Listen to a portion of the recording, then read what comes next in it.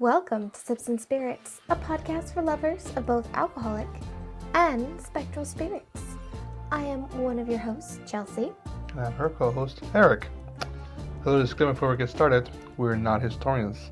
Any facts or stories are presented from various sources, and we make no claims these tales are true. We just want it to be spooky and interesting.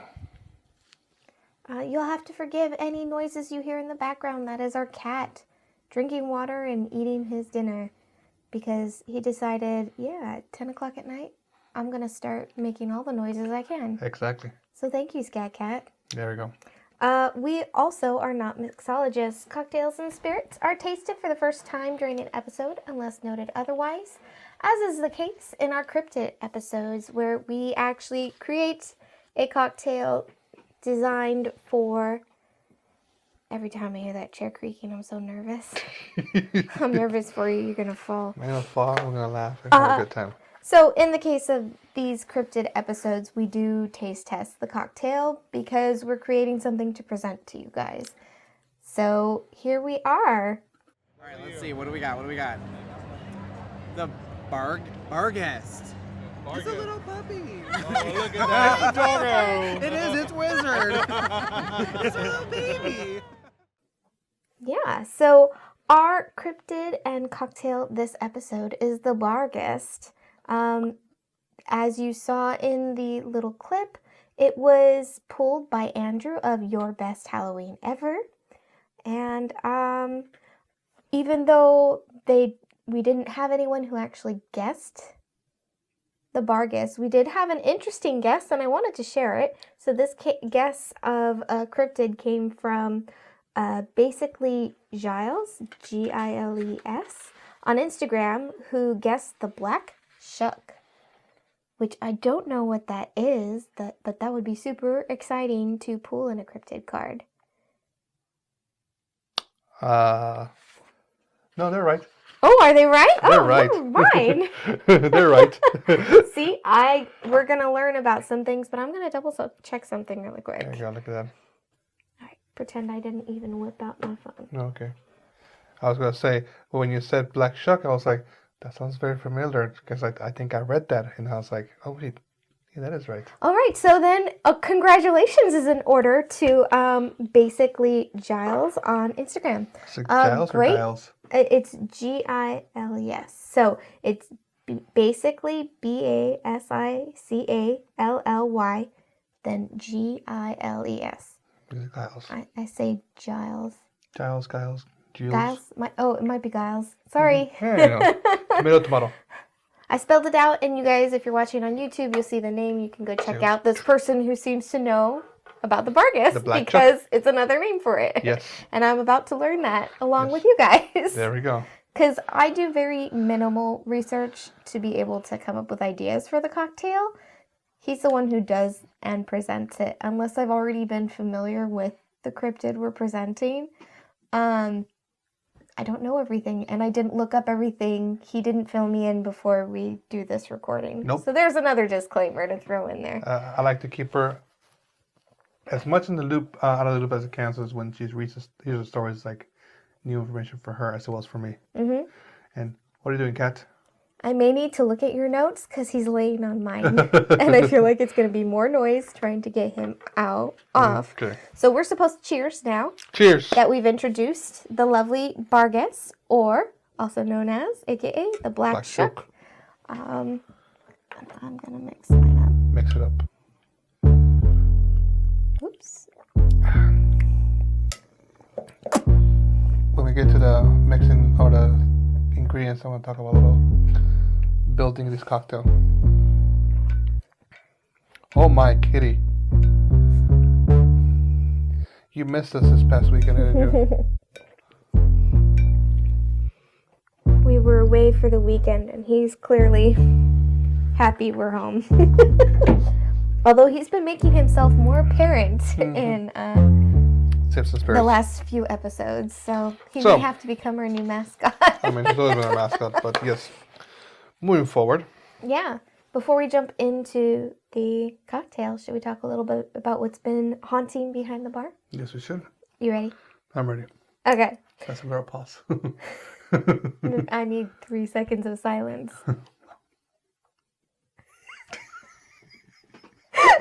What's happening behind our bars? All right, Our so just this past Sunday, on the 20th, we had an Instagram live with Andrew and Devin of Your Best Halloween Ever to taste test this cocktail. As I mentioned before, Andrew is the one who pulled the card for this cocktail, and it was very fun to get to see their reaction trying out this cocktail. And if you guys are interested, these Instagram lives are great because they're short. They've only been about 30 to 45 minutes. They're not too long, and we keep them all in our story archive on our Instagram reel page. So you just head to our Sips and Spirits Instagram and click on the little reel button on our page, and you can find all our lives. You get a little preview of the cocktail we're making. You get to meet some of our content creator friends and get to know about people that we know that we think are cool that you guys should know about. So come check them out. Great things. When this episode drops, when you guys are listening to this, it should be Happy Thanksgiving! Thanksgiving in America. Yeah, happy American Right, Thanksgiving. it's American Thanksgiving. So if you're celebrating that, fantastic. If you're not celebrating that, you have a little episode to enjoy. If you're in Canada, happy belated Thanksgiving. Thanksgiving. So yeah, and hopefully you get to enjoy it with your festivities. Maybe you need to escape away from your family for a little bit and learn about the Barghest. Yeah. Or learn before it and then tell your family about it.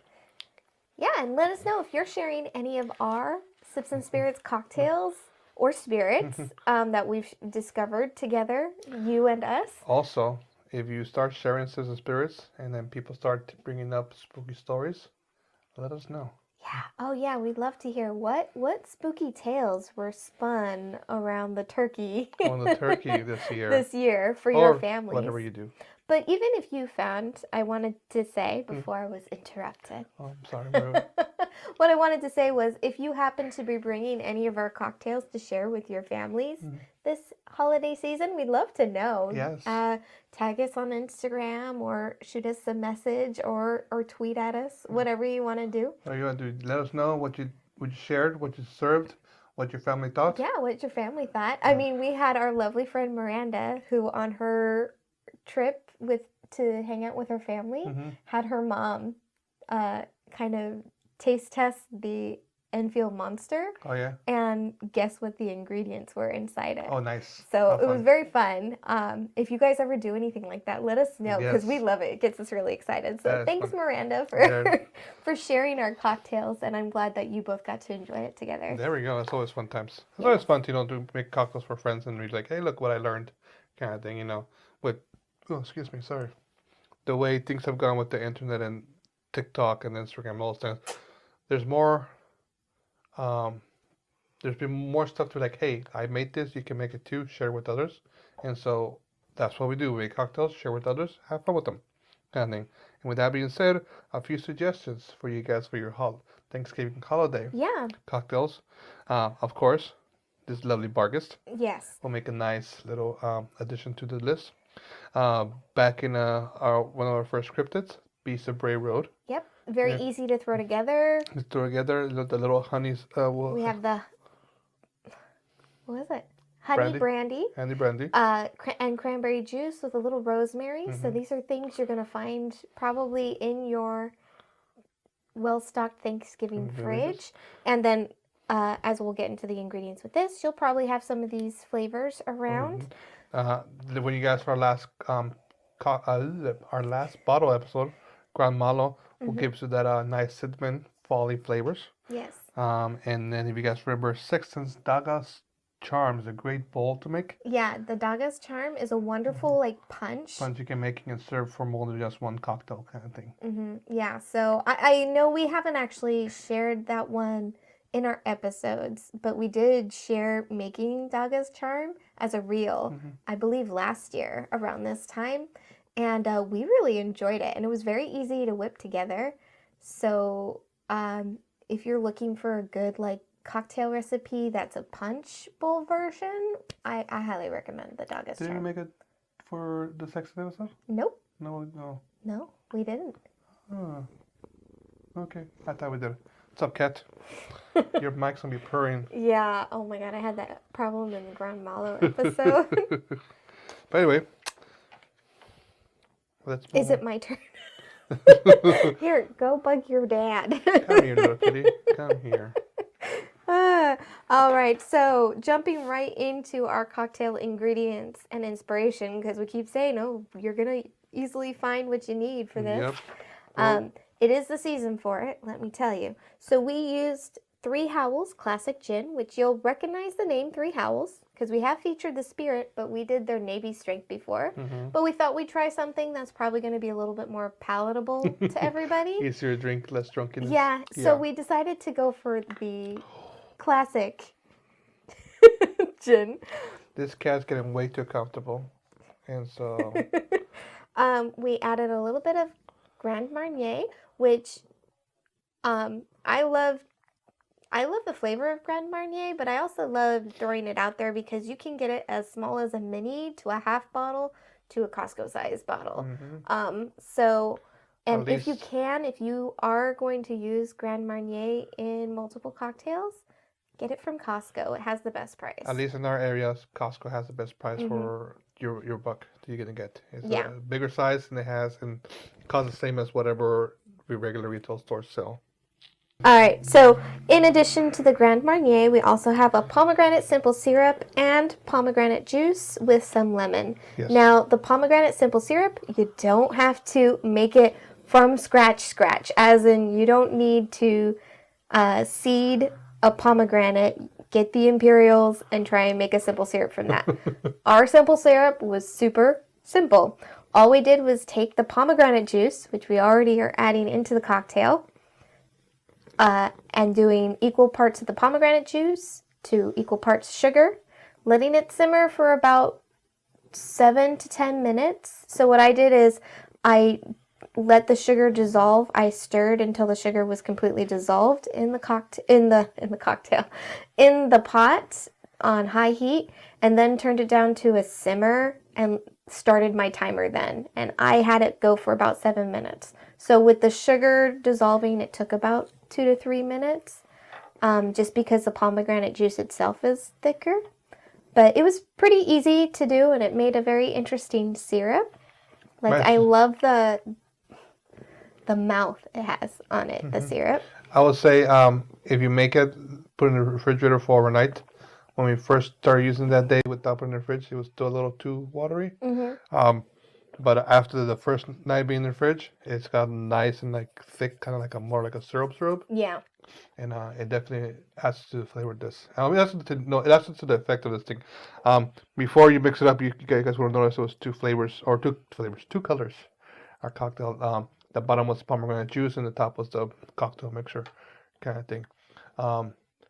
What we tried for first when we were experimenting, we did a simple syrup separated from the actual shaker ingredients, and if you do that, you end up with 3 different colors, which is really neat. Yeah, but flavor-wise, it wasn't quite doing it. Yeah, it wasn't mixing well when we were trying to mix it, so we recommend putting those everything except for the pomegranate juice in the shaker. Shake it all up. Pour it into your glass, and then top with some pomegranate juice, which that's why we had the spoon, because the pomegranate juice, when you add it, just sinks right to the bottom. Yep. And then when you're ready to serve it, stir it with a spoon. Now, as an added bonus, it's not in our recipe or anything, but we decided to try it out tonight. We dropped in a few pomegranate pearls. Yes. But you don't have to do that. That wasn't part of the recipe. It doesn't really add to the Barghest, or maybe it will. I don't know. I'll find out. We'll find out later when we actually take a bite of them. So why did we use those ingredients? All right. So Three Howls, as we've mentioned before, they do have the imagery of a black dog on it, which is one of the major descriptions of the Barghest. And pomegranate is often used as a fruit to symbolize death. And that, from what I was understanding, is kind of just what black dogs in general tend to symbolize. And also what our friend, a little puppy right here. Yeah, so I thought that was a perfect little way to symbolize death without having to try and come up with like a black cocktail. As cool as that is, we have done the whole black charcoal Not crazy about it, and we're still trying to figure out a good like black cocktail mixture. But we also wanted to make sure that these ingredients weren't a challenge to find either, which is always our goal. We found a black cherry vodka, which is pretty black in that sense. We haven't used it yet. But when we were looking it up, we weren't able to make sure it was located, like at least for our friend Andrew and Devin. Yeah. We couldn't confirm that it was in stock in their local liquor stores. So we didn't want to give them an ingredient they wouldn't be able to find. Yeah, God dang. Or did you have to like order online and we might not be able to get it shipped to you? Right. Because liquor shipping laws are really weird. Yeah, in every state, as we've discussed before. But yeah, so that's our cocktail's pretty simple, straightforward, and I kind of like it because it's simple, but it's still very delightful. Yeah. If you're a pomegranate fan, we left it so you can add more pomegranate juice to taste. So the more juice you add, a little bit more bitter it'll become. I kind of like that a little more, but you don't want to mask the cocktail, the gin flavor, because surprisingly, I feel that the now I'm like, wait, take it back, because we didn't actually try this gin straight up. Nope. We're like, okay, we're familiar with the Navy strength gin. We'll start mixing, and but I do like just the balance that we managed to find between the Grand Marnier and the gin and the pomegranate.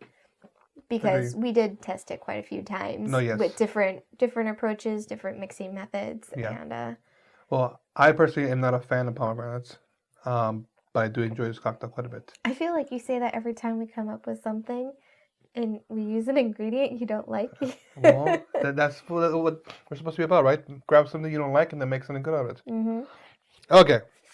You ready to move on? Yeah. I mean, anything you want to add to the tasting notes on this? I taste a lot of the lemon on mine. I feel like the lemon's kind of heavy this time around. I could have gone for a little bit more pomegranate juice, personally. Yeah, and unfortunately, I lost Chelsea's cup that she wanted to use, so I'll take blame for that. And when I was trying to bring this upstairs, I was like, don't spill it. So I wish we had a bigger cup glass and make it like maybe keep the same amount of lemon juice, but double everything else. Yeah, so we used coupe glasses for this episode. I would recommend probably a martini glass, a large martini glass, instead of the coupe glasses. Yes. Even though we've said you could use either. The coupe, it does, this is going to sound crazy, it does kind of change the aroma and the flavor a little bit. For sure. Just with how the cocktails fed into the glass. Our martini glasses are huge, though, so I was like, I don't want to use that. Have like and make it look empty. Yeah. Yeah, which is why I was really looking forward to using the other glasses, but who knows where the second glass is? It's a mystery. I lost it. I'm sorry. He said he put it away, but he didn't. Yeah, I thought I did. Anywho. Look for it in your bag, Merlin. I wish I could remember the spell. I'd be like saying it right now. So. Oh, sorry. Before we go on. Yeah. You guys probably want to know where to find this recipe. If you're listening to this on Thanksgiving morning and you're like, yeah, I want to make this for Thanksgiving dinner, but where do I find it? Lucky you, we have a wonderful cocktail page on our website, sipsandspirits.com. You just click on the cocktails tab and it's going to be right there. And if you can't find it, it's also in our show notes. We link to that cocktail link because sometimes, at least on the mobile, I don't know why, I haven't figured it out yet. I'm still working on it. But on the mobile, for some reason, the first 24 hours when our cocktail recipe drops, it doesn't show it. But it'll be there if you search on use our search tab, you can find it. So if you can't find it on the cocktail page, it'll be there after 24 hours, which the recipe should be up before the episode drops. There we go. But just in case, if you're looking for it today, Thanksgiving Day, just search Barghest and it'll pull it up. Or head to our show notes and it'll be a link to it there as well. Mm-hmm. All right. Now we're ready to move on. Sorry. You sure? Yes. Okay. So, once again, our cards, our cryptid chosen comes from a card game Class of the Cryptids from Afterlight Comics. And today we are talking about the Barghest. Their description is, ooh, cat, you make me very nervous with your body. That's not the description. Oh, you got your toe wet. Barghest generally looks similar to a massive canine, but with razor-sharp teeth. This northern English animal hunts vulnerable individuals and has also been seen wrapped in and dragging chains. So massive dragging chains. Mastiff. Mastiff. Okay. If you're not familiar, a mastiff is a type of dog. It's a very large one. So there's large stuff. I don't know if anyone here is a Dr. Mike fan. Uh-huh. His dog Bear is a mastiff. Oh, it's a pretty doggy. I like So, the doggy. if you need a visual. Yes. Okay. The large, ominous black dog has been a well-known creature in the United Kingdom folklore, and whether it was Sir Arthur Conan Doyle's eerie Sherlock Holmes story, The Hound of the Baskervilles, or the first appearance of Sirius Black in his shape-shifting form in Harry Potter series, is pervaded popular culture over time. And to add to this, Hilda Yes. also has a Barghest. Yeah. They say it a little different, We'll get to that. right? Yes. Which is fine, but we were just like, wait a second. Mm-hmm. The dog has many names, and numerous stories surround it, the best known being that it is an omen of death. In Yorkshire, it is referred as the Barghest, as is spelled in the card, a Barghest, B-A-R-G-E-S-T, or a Barghest. So like the Like guest. a bar guest. Yes, a Hey, Barghest. you guys are all our bar guests. According to Merriam-Webster Encyclopedia of Literature, the Barghest was part of a lore in northern England, and particularly Yorkshire. It was a monstrous goblin dog with huge teeth and claws that appears only at night. It was believed that those who saw one clearly died soon after, while those who caught only a glimpse would live on, but only for some months. The Demon of Tidworth, the Black Dog of Winchester, the Padfoot of Wakefield, and the Barghest of Burnley are all related apparitions. Their Welsh counterparts were Red-Eyed Gwillig, Dog of Darkness, or the Cŵn Anwan, the Dogs of Hell. In Lancashire, the monster was called Trash, Striker, or Stricker. In East Anglia, the dog has only one eye and was known as the Black Shuck, or Shock. Where's this? East Anglia. The Manchester Barghest was said to be headless. The Barghest appears in Charles Bronte's Jane Eyre, in which the title character recalls hearing tales of a creature called Gytrash, a northern English spirit in the form of a horse, mule, or large dog. In Prose Brut and other medieval chronicles, books have their histories, essays in honor of Lister M. Madison, that's a giant title, a collection that focused on tales recorded in England in the 14th and 15th century and onwards. The Barghest was described as a headless man. Yet another possibility is that a headless man is a Barghest, sometimes referred to and spelled as Barghest or Barghest, like poltergeist, Portuguese, or Boogest. They are creatures primarily associated with the north of England, Northumberland, Durham, Yorkshire, and Lancashire. They have a lot of shires over there. It's like all they have. Oh, and I think it's pronounced Lancaster. I can't even say it. Lancashire? Lancashire. Lancashire, okay. They assume at will the form of a headless man, a headless lady, a white cat, a rabbit, or a dog, or a black dog. The Barghest is a fiend that is attached to a particular place, more often than not an isolated piece of land, a wooded area, clogs, or wastelands. The Barghest is known as a potent of disaster or death for those who see it. It is also said that death may not visit the person who sees the Barghest, but could kill a family member instead. Medieval and the post-medieval northern folklore records show that if one approaches or touches a Barghest, a wound is inflicted on that person, and it will never heal. In 1578, in Suffolk, A clergyman publishes accounts of a fearsome beast referred to as the Black Shuck by a people of the region. It was in his pamphlet titled A Strange Terrible Wonder he wrote, "There appeared in the most horrible similitude and likeness to the congregation, then there present a dog as they might discern it or oh my goodness, I'm having a hard time to discern it, of black color, the black dog or the devil in such likeness, passed between two persons as they were kneeling upon their knees." Is there anything else to kneel on? "And occupied in prayer, and it seemed wrong the necks of them both at one instant clean backwards in so much that even the moment where they kneeled stayed strangely died."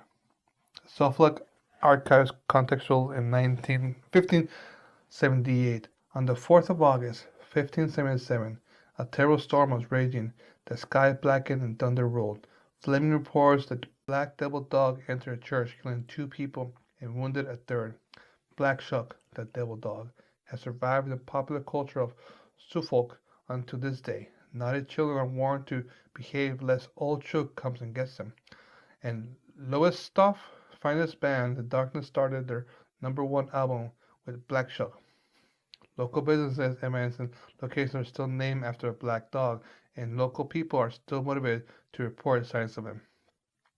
The third book of Harry Potter series, Harry Potter and the Prisoner of Azkaban, introduces us to the Grim, a black dog that appears to be following Harry, though we later learn that it was his godfather Sirius Black all along in his animal form.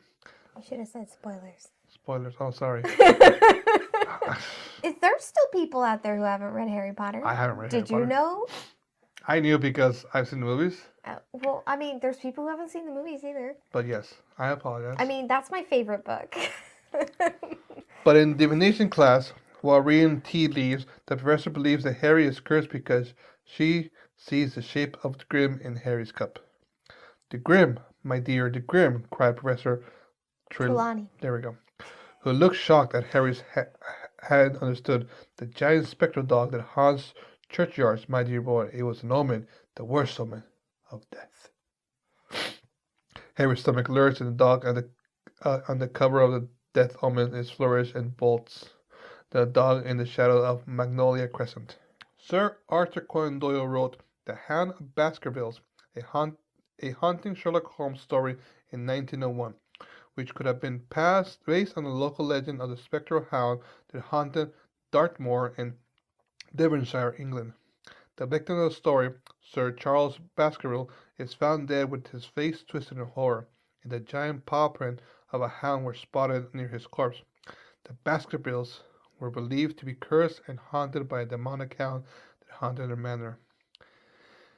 In an introduction to the Penguin Books version of The Hound of the Baskerville, critics Christopher Frame wrote, "The folklore of the British Isles is in fact littered with legends of phantom dogs known as the black dogs by British folklorists. Then there's still black dogs lanes and black dog inns in villages all over the map. Most of the dogs are very benign creatures that warn of impending disaster or haunt in locations where something nasty happened to their owner or their owner's family. Many seem to have been supported on the Stuarts, especially King Charles I. One of them was the ghostly bloodhound of, oh, that's a long word, Morentonhampstead? Maybe? Oh my gosh. Moreton Hampstead. There we go, Morentonhampstead. One of This them is ghostly like bloodhound from Featherhampton. Morentonhampstead that snuffed about in a ditch opposed to pub hunting for spilled beer. Theo Brown, a distinguished West Country folklorist affiliated with the University of Exeter, who spent much of her adult life making a vast collection of black dog stories, reconnected that the Hound of Baskerville does not correspond with any of the black dogs known so far, and is probably a hodgepodge of several, a reckoning of usual commemorative and haunting function into something considerably more vicious. Conan Doyle also acknowledged one source for his inspiration for the Hound and his preferred to be later collected stories. His preface of June 1929 to the complete Sherlock Holmes long story states that the Hound of Baskerville rose from a remark by the fine fellow whose premature death was lost to the world, Fletcher Robinson, that there was a spectral dog near his house on Dartmoor.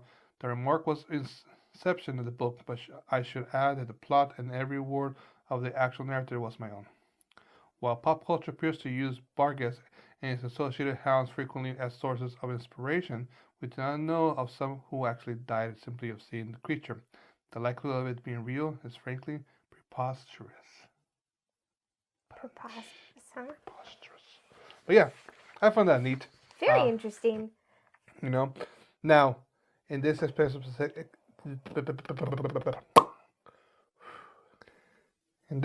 example, we found that all over the United Kingdom, it caused different names by different lands. I have more to add to that, by the way. Yeah, more to that. I'm excited for that kind of thing, and I thought it was really cool. And like I said, basically, Giles. When they say black chuckle, I was like, oh yeah, I do. That's in my notes. That's in my notes, kind of thing. And so it's in.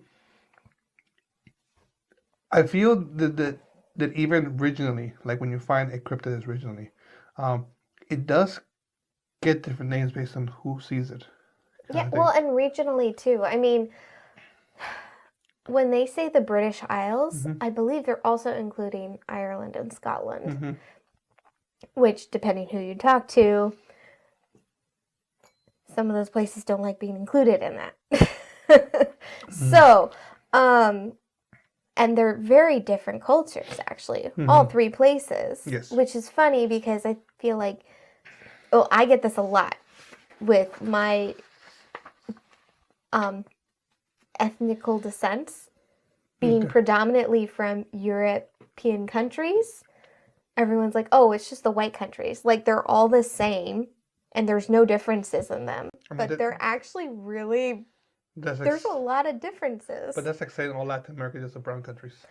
But, you know, we undermine these amazing, rich cultures by just lumping them into this big category, No, for you sure. know? And I agree. think it's very important to be like, well, no, specifically like from Scotland or from Ireland or from Britain proper. I don't know what you would say from Britain, the land area, right? Because Scotland and Ireland are islands, is what I was trying to say.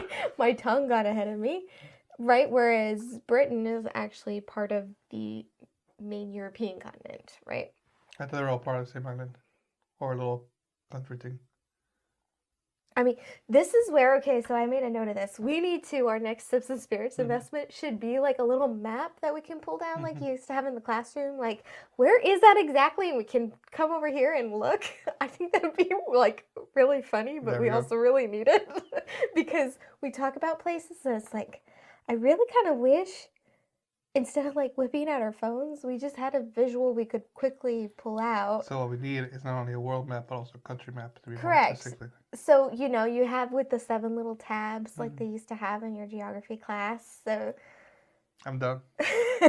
I'm done. Thumbs up if you guys think we need that. Geography with Sips and Spirits. Cheers. I mean, that's actually a big part of this. And how many times in an episode have we been like, I'm not exactly sure where that is. So, I don't know.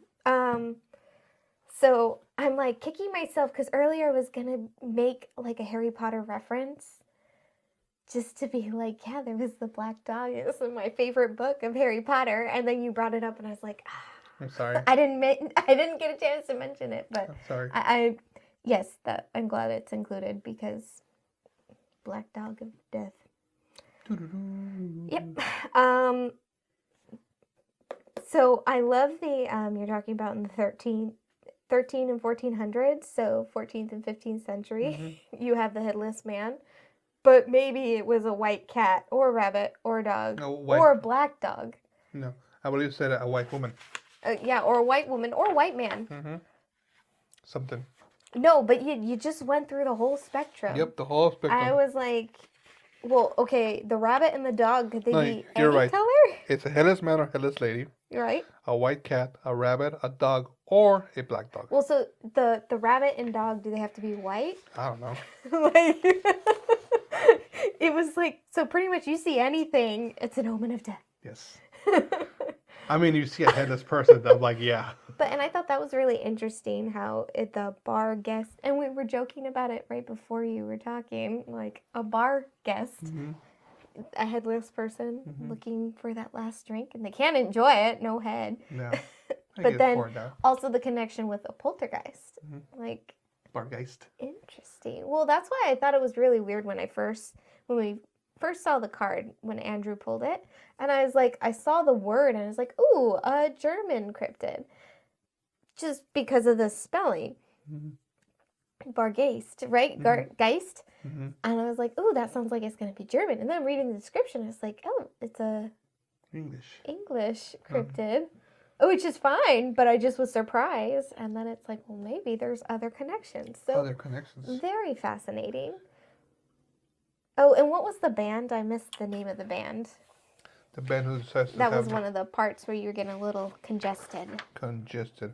The band, the darkness. The Darkness? No, it's just called the darkness. The Darkness. Yes. Okay. The #1 album, the Black Chook. The Black Shook? I'm pretty sure it's very like metal. Well, we have to look this up. Maybe we'll use like so the Darkness. Any Darkness fans out there? How's their Black Shook album? Darkness called. Oh, how did I go? Darkness called. I never answer because I was in the shower or something like that. So I have one more Black Dog reference, and I got to learn this through, nobody hate me, but I have never had the pleasure of reading Dracula by Bram Stoker. Now, Bram Stoker is from one of the British Isles, Ireland. And I learned a lot of very interesting things at this event that I went to with my sister in Winchester. I think we talked about it in the Halloween episode. It was one of the things I got to do for Halloween. But I'm not sure now. But it was very, very fascinating. But one of the things they're talking about is the scene with the shipwreck. So when Dracula first arrives in the British Isles from Transylvania, there's a shipwreck. So the ship that was shipping his containers and everything. Where's Transylvania at? In Romania. Where's Romania? So, if I remember correctly, it borders on Germany. Is Romania no longer a country, right? I don't know. You're asking the wrong person. This is why we need a map. If I'm wrong, I apologize completely. I think Romania is no longer a country. I think it's got absorbed. But I believe it's close. It's not part of Germany, but it's close to it. I'm not 100% sure. We're not historians. I'm not a geologist for sure. Or geographers. Geologist. I'm not that either. I'm no expert on rocks. Nope. Rock facts. Yeah. But so in the shipwreck, after Dracula has killed the crew, again, spoilers, but I hadn't read it and I still want to read the book. It seems very interesting. There's when the police are investigating the shipwreck, a black dog, which they say is a wolf, bounds off the ship and runs up the stairs. So the dog is Dracula because he can shapeshift. But leaving this scene of all this death, because it's not, they have just come upon the ship and this black dog jumps off the ship. Giant black dog. And I wonder if that was another little homage, because Bram Stoker, actually a lot of the things he references are either based in historical facts or even just in his own fairy tales that his mother would tell him growing up, because he was very sickly and she would tell him all these Irish fairy tales. Now, And then her stories of, what was I telling you? Living through yellow fever, right? mm-hmm. So very, very fascinating. If you ever get a chance to have go to a talk by Dacre Stoker, he's the grandnephew of Bram Stoker, and he's like, it's really cool stuff. And I've never read Dracula, so I can't even say like I'm a big fan or anything. But it was really neat to learn all this stuff because it's totally up our alley. I was like, oh man, I wish I had Eric come with me because he would have really liked it. But we would have had a hard time figuring out what to do with the kids. Yes. Now, to flip it on to a different side of nerdhood, in Castlevania's Symphony of the Night, where you play as Lucard, Dracula's son, he has 3 forms you can shape into. One's mist, one's a bat, and one's a black dog. So the whole Yeah, look at that. And now I'm And curious. they do reference. There is a lot of heavy reference to Dracula, actual like the Dracula novel lore that I see picked up in Castlevania. Like, so, I gotta look it up again to read because when I played the game I couldn't read any English, so it made it a hard time to get through this whole game. But there was I wonder if Barghest is referenced in that game as you know the shape of whatever a Lucard dress itself has. Or there's actually like black wolves that you fight. You know they're not like boss, but they're fighting kind of thing. I think one is, but anyway, I wonder if they're called like Barghest kind of thing. That'd be interesting to do. Very interesting. Yeah, kind of thing. For sure. So it's cool stuff. Yeah, look at that. What a great full Another circle. one we didn't know anything about and we found quite a bit of information for. Yeah. I know. I love this. I love having these cryptid cards. I hope you guys do too. And this is why we started to do this, because it's like when you open the deck, we're like, we didn't really go through it, but we're like, you know what? There's a lot of cryptids out there we don't know about, and most of the ones we pulled have been ones we don't know about, kind of thing. We have a few coming up in the next episodes that we don't know about, so it's finally gotten to that point. A little bit. Kind of thing. But like the first one was Chupacabra, that one we know, but everything else on that series have been new. New, pretty much. Kind of thing, and most of the ones so far, this 10 episodes have been pretty new.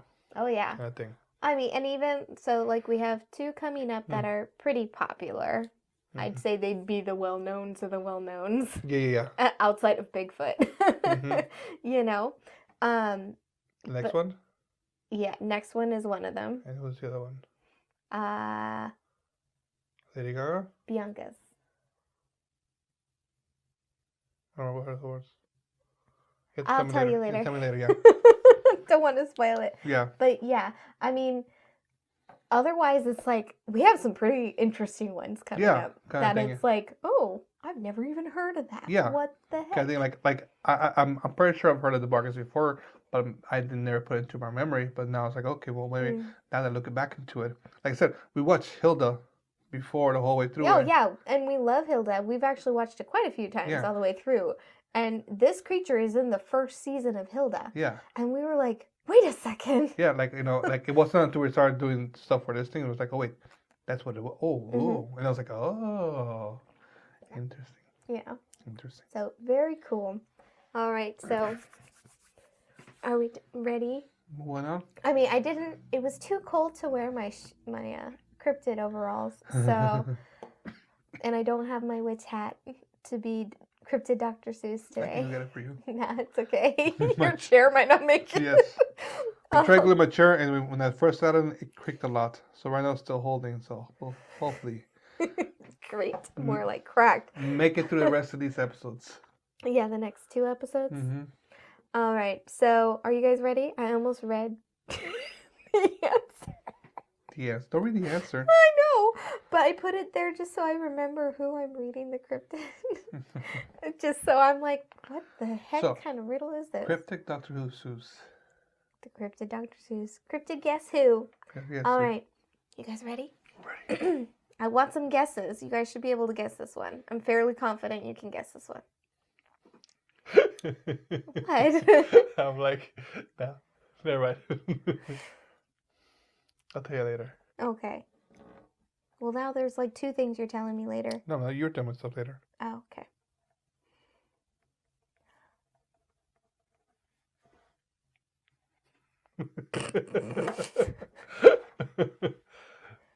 The meaning behind his appearance, we may never really know. All we have are witness reports of large wings and red eyes aglow. With sightings starting in 1966, this cryptid may have more to say. A monument built in his honor can still be visited today. That's weird. But then again, the world is full of weird people, baby. no, I was gonna say Pukwudgie has Pukwudgie has a crossing a sign. cross sign, so not that weird. There's Bigfoot museums. Bigfoot Bigfoot museum. museums. Well, there's a lot of museums too. Mhm. Neat. Mhm. Neat. Oh right, yeah. So where can they leave their guests? All right, so you guys can leave your guess on Instagram, on our website, or you can email us, and we'll shout out your guess in the next cryptid episode, just like we did for basically Giles. Yes. Excuse me. Our email, in case you don't know what it is, it's contact@sipsandspirits.com. Just send us a line or pick your social media source of choice. We share it in our stories. We share it on our real page again. So you guys want to leave a guess? You can guess on this one. This one's easy. It's very easy. The second line gives it all away. If I know who it was, I would have no idea. Really? Yeah. Oh, did I make it too hard? No. I thought I was like, no, oh, like I feel like I had it really good. knowing who it is very easy. It feels very obvious. But because I had never looked into this cryptid. Okay, well, what if you just heard it was a cryptid and you read this? You're like, it's hard because you already have the biased opinion. I would say it wouldn't be too hard because I'd be like, okay, I got the date and I got this description, so I can find some details about it. Right. So you guys, using the internet is not cheating. You can try it and use your sleuthing deduction skills. Clues. I don't know what I'm saying anymore. It's a good cocktail. That's what I'm saying. It's only an ounce and a half of liquor. I know. What am I going to do? It's not going to make it to the end of the episode. Almost done. We are almost done. So that's it for me for Cryptid Guess Who. Yes. Let us know what you guys think. I want you to guess. And if this cryptid has multiple names, like the Barghest, I'll make sure to correct Miss Chelsea here. I'm pretty sure this one only has the one. Probably one, yes. So, as we wrap this up, ready for our last call? I am.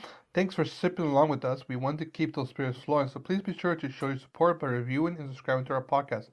If you enjoyed this show, be sure to share it with others. I'd like to say that we're very happy to see that our Halloween special is getting lots of love. Well, thank you. So thank you for that. If you guys want to see more of stuff like that, more impromptu kind of thing, less scripted, we can definitely go that route on things. But thank you for all that support on that one. All the support, the comments, like Harvest Home Witch, thank you so much. You like totally made our day, the first days, leaving all those comments. Like you're commenting along. It was like, oh, that's what we strive for. So it was very exciting. And we got a fun little conversation with them. And so thank you guys. Just like, for us, it was blowing up our YouTube. We're not used to that. So it was really, really cool and exciting. And thank you guys for resharing it. Yeah. And it was fun to making this, and fun to hear from you guys, talk about it kind of thing. Yeah. So, I mean, from the response, I'm guessing people want more of that. They had fun with it. So. There you go. We can do some more things. Costumes every episode. You're like, no. Nope. That's going to cost me too much. You need costumes or liquor. You could pick one. Liquor. All right. So if you didn't know, we've only been saying it. If this is your first time here, we have an email newsletter. Come join us via sipsandspirits.com/happy hour or join on our link tree with any social media platform. We have a link. You just click it and you enter your email and your first name and you're on our list. We send out an email every other Thursday. It's not a episode week. So, like, you're not getting an email this week, but next week you could get an email. So you want to make sure to sign up by the time you listen to this, so you can get that email. And we got some fun stuff coming in there. That's the best way to keep track of all our stuff. Yeah, What's coming up. Yeah. And then also we do try very hard to make sure we're sharing not just our stuff, but also our creative friends, fun things we found on the internet, not just our friends. Yeah. So we try to put the love out there, you know. Other people who do put out spooky as much things. as we give. Yeah. So because know. we get a lot of love. Our audience may be small, but we really appreciate every single little like or comment or even just reshare or lurker.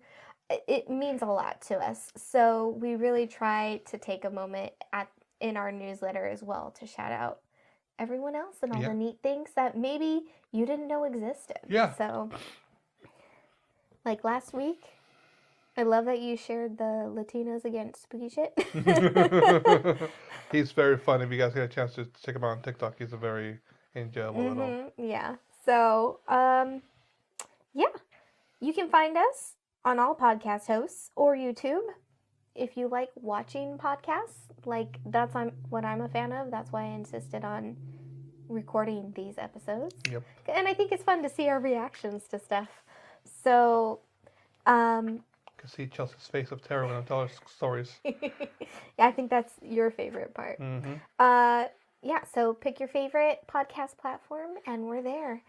Otherwise, you can go to our website, sipsandspirits.com.